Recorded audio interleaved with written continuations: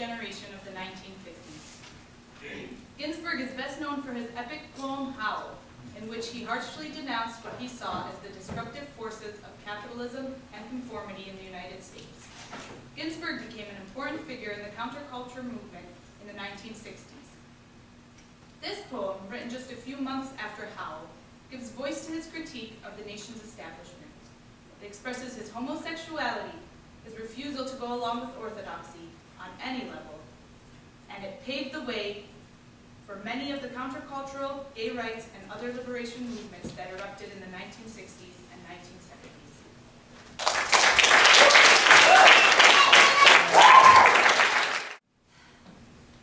America, I've given you all, and now I'm nothing. America, $2.27, January 17th, 1956. I can't stand my own mind.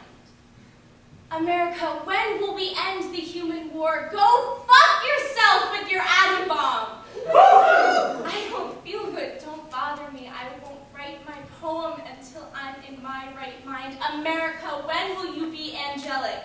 When will you take off your clothes? When will you look at yourself through the grave? When will you be worthy of your million Trotskyites?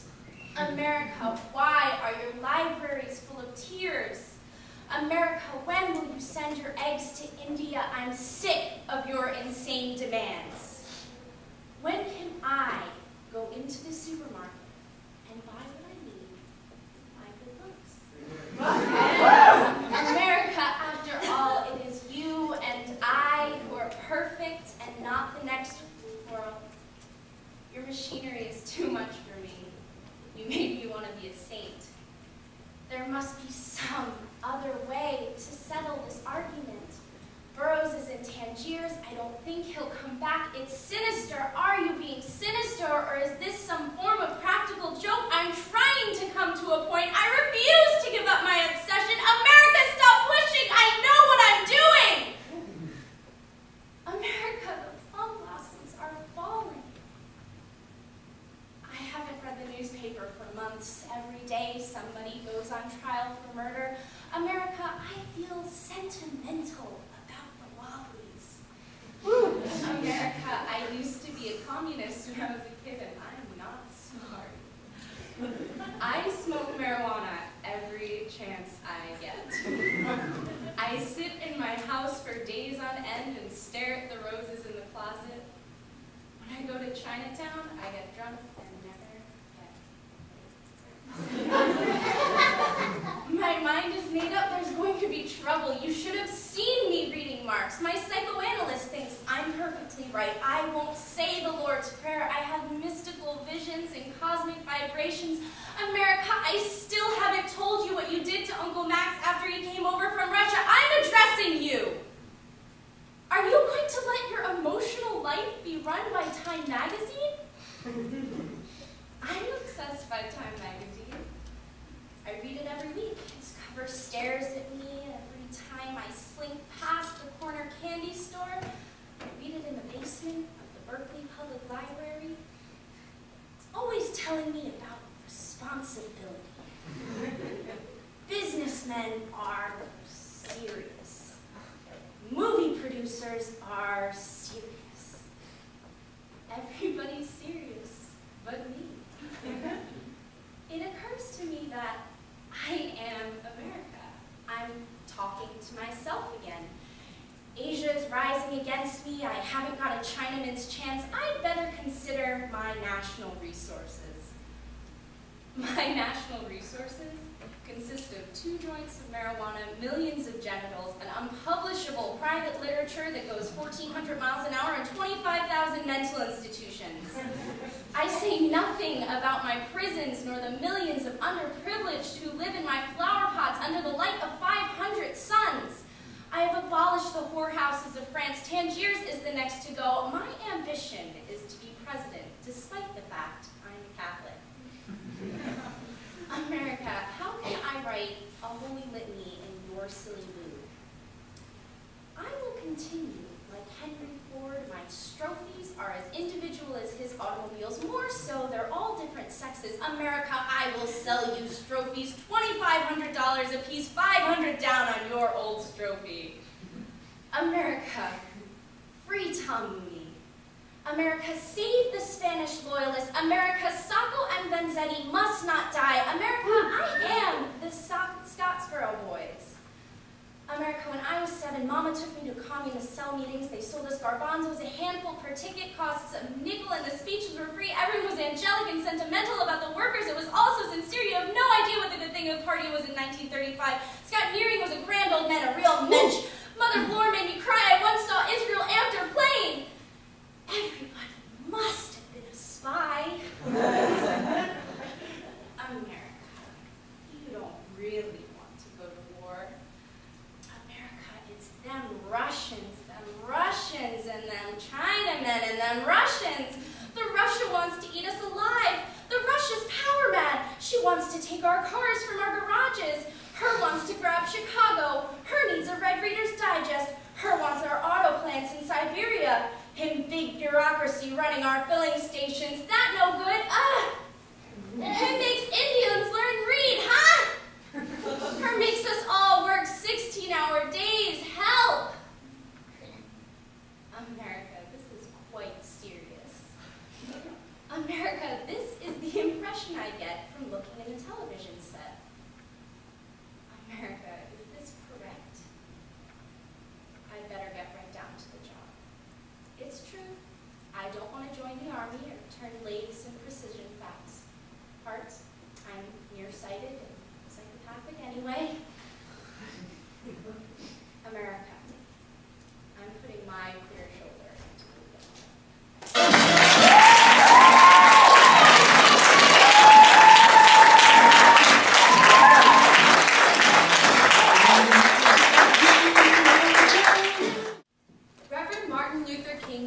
Eloquence as a leader of the struggle for civil rights was unparalleled. He gave dozens of speeches and led actions that defined an era. In this lesser-known speech, MLK raises some of his most profound criticisms of the United States society, pointing to the economic roots of racism, and raising the issue of the fundamental transformation of U.S. capitalism. The speech was delivered to rousing response as King's annual report at the convention of the Southern Christian Leadership Conference in Atlanta, Georgia. I am concerned about a better world. I am concerned about justice. I am concerned about brotherhood. I am concerned about truth. And when one is concerned about those things, you can never advocate violence. For through violence you may murder a murderer, but you can't murder murder. Through violence, you may murder a liar, but you can't establish truth. Through violence, you may murder a hater, but you can't murder hate. Darkness cannot put out darkness. Only light can do that. And I say to you, I have also decided to stick to love. For I know that love is ultimately the only answer to mankind's problems. And I'm going to talk about it everywhere I go. I know it isn't popular to talk about it in some circles today. Understand, I'm not talking about emotional bosh when I talk about love. I'm talking about a strong, demanding love. I've seen too much hate. I've seen too much hate on the faces of sheriffs in the South. I've seen too much hate on the faces of too many Klansmen, too many white citizens counselors in the South to want to hate myself. Because every time I see it, I know that it does something to their faces and their personalities. I have decided to love. If you are seeking the highest good, I think you can find it through love. And the beautiful thing is that we aren't moving wrong when we love, because John was right, God is love. He who hates does not know God, but he who loves has the key that unlocks the door to the meaning of ultimate reality. As we talk about where do we go from here, we must honestly face the fact that the movement must address itself to the question of restructuring the whole of American society. There are 40 million poor people here. And one day, we must ask the question, why are there 40 million poor people in America? And when you begin to ask that question, you begin to raise a question about the economic system, about a broader distribution of wealth. When you ask that question, you begin to question the capitalist economy. We are called upon to help the discouraged beggars in life's marketplace. But one day we must come to see that an edifice which produces beggars needs restructure. And you see, my friends, when you deal with this, you begin to ask the question, who owns the oil? You begin to ask the question, who owns the iron ore? You begin to ask the question, why is it that people have to pay water bill in a world that is 2/3 water? Now, when I say questioning the whole of society, it means ultimately coming to see that the problem of racism, the problem of economic exploitation, the problem of war are all tied together. These are the triple evils that are interrelated. In other words, your whole structure must be changed. A nation that will keep people in slavery for 244 years will thingify them and make them things. And therefore they will exploit them and poor people generally economically. And a nation that will exploit economically will have to have foreign investments and everything else. And it will have to use its military might to protect them. All these problems are tied together. What I'm saying today is that we must go from this convention and say, America, you must be born again. And so I conclude by saying that we have a task. We must go out with a divine dissatisfaction. Let us be dissatisfied until America will no longer have a high blood pressure of creeds and an anemia of deeds. Let us be dissatisfied until the tragic walls that separate the outer city of wealth and comfort from the inner city of poverty and despair shall be crushed by the battering rams of the forces of justice. Let us be dissatisfied until those who live on the outskirts of hope are brought into the metropolis of daily serenity. Let us be dissatisfied until slums are cast into the junk heaps of history, and every family will live in a decent, sanitary home. Let us be dissatisfied until the dark yesterdays of segregated schools will be transformed into bright tomorrows of quality, integrated education. Let us be dissatisfied until integration is not seen as a problem, but as an opportunity to participate in the beauty of diversity. Let us be dissatisfied until men and women, however black they may be, will be judged on the basis of the content of their character, not on the basis of the color of their skin. Let us be dissatisfied. Let us be dissatisfied until from every city hall, justice will roll down like waters and righteousness like a mighty stream. Let us be dissatisfied, and men will recognize that out of one blood, God made all men to dwell upon the face of the earth. Let us be dissatisfied until that day when no one will shout white power, when no one will shout black power, but everybody will talk about God's power and human power. I must confess, my friends, that the road ahead will not always be smooth.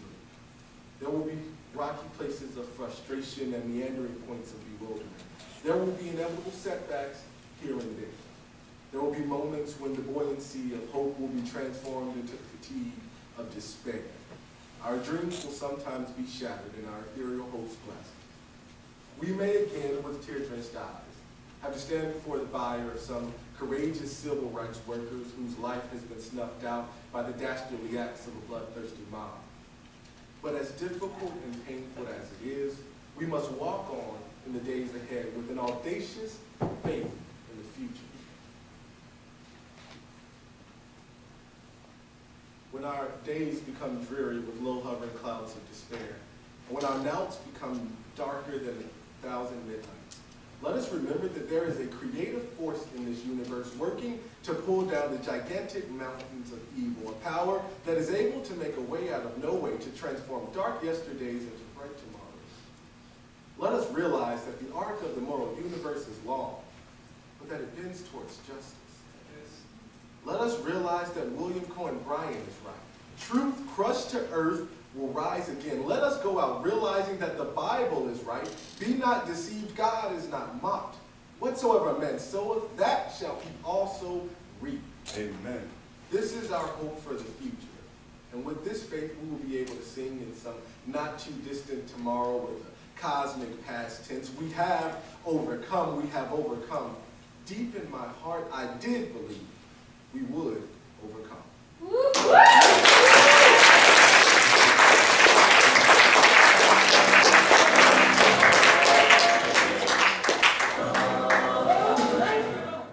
In November 1970, after Howard Zinn's arrest at a Boston protest at an army base to block soldiers from being sent to Vietnam, he flew to Johns Hopkins University in Baltimore to take part in a debate with the philosopher Charles Frankel on civil disobedience. Zinn was supposed to appear in court that day in connection with the charges resulting from the army base protest. He had a choice: show up in court and miss the opportunity to explain and practice his commitment to civil disobedience, or face the consequences of defying the court order by going to Baltimore. He chose to go. The next day, when he returned to Boston, he went to teach his morning class at Boston University. 2 detectives were waiting outside the classroom and hauled him off to court. He spent a few days in jail. Here is his speech from that night. I start from the supposition that the world is topsy-turvy, that things are all wrong, that the wrong people are in jail and the wrong people are out of jail. The wrong people are in power and the wrong people are out of power. That the wealth is distributed in this country and the world in such a way as to not simply require small reform, but to require drastic reallocation. I start from the supposition that we don't have to say too much about all this, because you look at the state of the world today and realize that things are all upside down.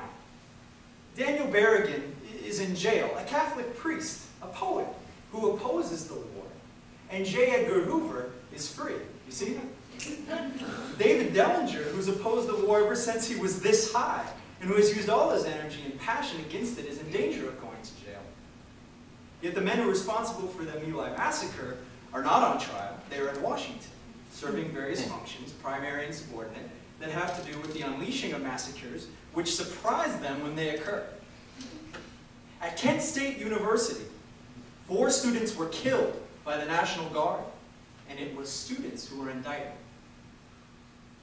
In every city in this country, when demonstrations take place, protesters, whether they have demonstrated or not, whatever they have done, are assaulted and clubbed by police, and then they are the ones arrested for assaulting a police officer. Something is wrong. Something is very wrong when we ship 10,000 bombs full of nerve gas across the country and drop them into someone else's swimming pool as to not trouble our own. So you lose perspective after a while if you don't think. If you just listen to TV and read scholarly things, you actually begin to think things aren't that bad, that just little things are wrong. You have to get a little detached and come back and look at the world, and you're horrified.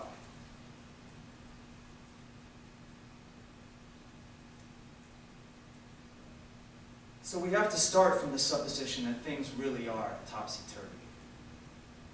And our topic is topsy-turvy. Civil disobedience. As soon as you say the topic is civil disobedience, you're saying our problem is civil disobedience. That is not our problem. Our problem is civil obedience. Our problem is the number of people all over the world who have obeyed the dictates of leaders and of their government and have gone to war, and millions have been killed because of this obedience. Yes. We recognize this for Nazi Germany. We know that the problem there was obedience, that the people obeyed Hitler. That was wrong. They should have challenged. They should have resisted. And if we were only there, we would have showed them. If in Stalin's Russia, we can understand that people were obedient, all these herd-like people. Remember those bad old days when people were exploited by feudalism? Everything was horrible in the Middle Ages. But now, we have Western civilization. We have the rule of law. The rule of law has regularized and maximized the injustice that existed before the rule of law. That is what the rule of law is. In all the nations of the world, the rule of law is the darling of the leaders and the plague of the people. And we ought to begin to recognize this. We have to transcend the national boundaries in our thinking. Nixon and Brezhnev have much more in common with one another than we have with Nixon. J. Edgar Hoover has far more in common with the head of the Soviet secret police than he has with us. The international dedication to law and order that unites the leaders of all countries in a comradely bond. That's why we're always surprised when they get together. They smile, they shake hands, they smoke cigars. They really do like each other, no matter what they say. And Yossarian was right. In Catch-22, he had been accused of giving aid and comfort to the enemy, which no one should ever be accused of. And he said to his friend Clevenger, the enemy is whoever is going to get you killed, whichever side they are on. But that didn't sink in, so he said to Clevenger, now you remember that, or one of these days you'll be dead. And after a while, Clevenger was dead. And we must remember that our enemies are not divided along national lines. Our enemies are people who want to get us killed, not people who speak different languages and occupy different territories. So you have to be careful when you say, I'm for the law. I revere the law. What part of the law are you talking about? I'm not against all law, but I think we ought to begin to make very important distinctions about what laws do what things to what people. What we're trying to do, I assume, is to get back to the principles and aims and spirit of the Declaration of Independence. The spirit is resistance to illegitimate authority and to the forces that deprive people of their life, their liberty, and the right to pursue happiness. And therefore, under these conditions, it urges the right to alter or abolish their current form of government. And the stress had been on the abolish. But to establish the principles of the Declaration of Independence, we are going to need to go outside the law. To stop obeying the laws that demand the killing of other people or allocate wealth in ways that they have been done, and put people in jail for petty technical offenses and keep other people in jail for enormous crimes. My hope is that this kind of spirit will take place, and not just in this country, but in other countries, because they all need it. People in all countries need the spirit of disobedience to the state, which is not a metaphysical thing, but a thing of force and wealth itself. We need a declaration of interdependence among people in all countries who are striving for that same thing.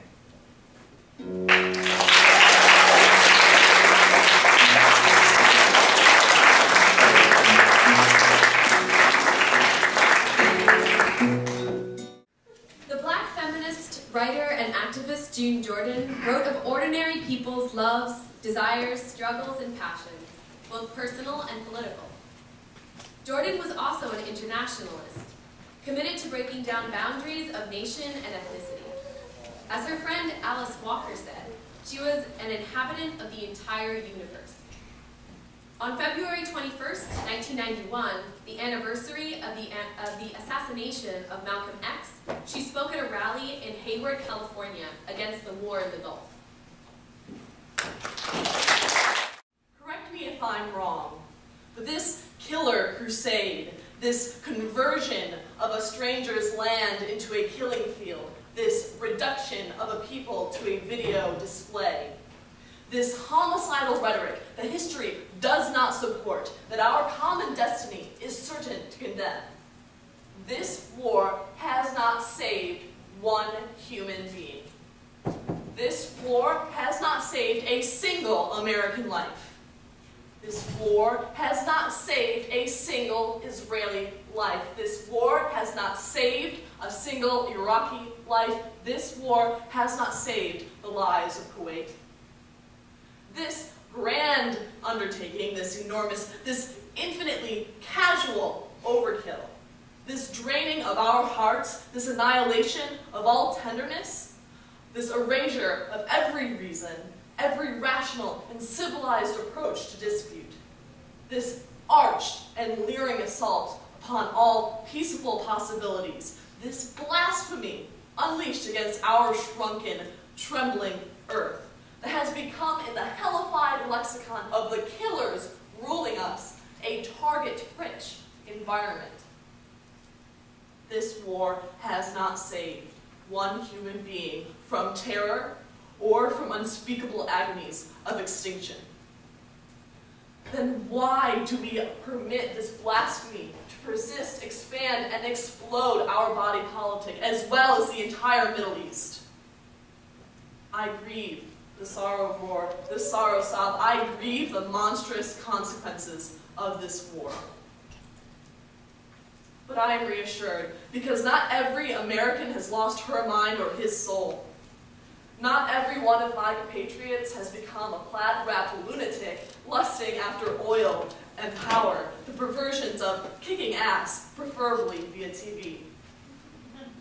A huge number of Americans has joined with enormous numbers of Arab peoples and European communities in Germany, England, France, Italy, Spain, and Muslim communities throughout India and Pakistan to cry out, stop! When I say huge, I mean it. If 1,000 Americans contacted by some pollster can be said to represent 215 million people, then how many multi-millions do we anti-war movement gatherings of more than 100,000 coast to coast and on every continent, how many do we represent? How come nobody ever does that kind of political math? Tonight, February 2nd, 1991, when yet again the ruling white men of America despise peace and sneer negotiations and intensify their arm's-length, armchair prosecution of this evil war, this display of a racist value system that will never allow for any nationalism that is not their own, and that will never allow third world countries to control their own natural resources, and that will never, ever express, let alone feel, regret, or remorse, or shame, or horror at the loss of any human life that is not white. Tonight, I am particularly proud to be an African American. By launching the heaviest air assault in history against Iraq on January 15th, George Bush has dared to desecrate the birthday of Martin Luther King Jr. Confronted with the nightmare prospect of peace, Bush goes off to the theater, because he will be damned if he will acknowledge that Saddam Hussein is a man, is the head of a sovereign state, is an enemy to be reckoned with, an opponent with whom he must negotiate. Saddam is not a white man. He and his Arab peoples must be destroyed. No peace, no ceasefire, no negotiations. I am proud tonight to remember Dr. King and Malcolm X and to mourn their actions even as I pursue the difficult challenge of their legacy. Both of these men became the targets of white wrath when they, in their different ways, developed into global visionaries, persisting against racism in Alabama, in Harlem, in South Africa, in Vietnam. Neither of these men could have failed to condemn this current attack against the Arab world.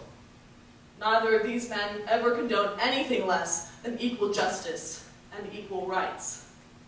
Hence, the undeniably racist double standards now leveled against Saddam Hussein would have appalled and alienated both of them completely. I am proud to shake hands with the increasing number of African American conscientious objectors. I am proud to remark the steadfast moral certainty of the United States Congressman Ronald Dillon's opposition to the war. I'm proud to hear about the conscientious objections of Congressman Gus Savage and John Conyers and Mervyn, as I am proud to observe that even while African Americans remain disproportionately represented in the United States Armed Forces, we as a national community stand distinct despite and apart from all vagaries of popular opinion. We maintain a proportionately higher level of opposition to this horrible war. This horrendous evasion of domestic degeneration and decay.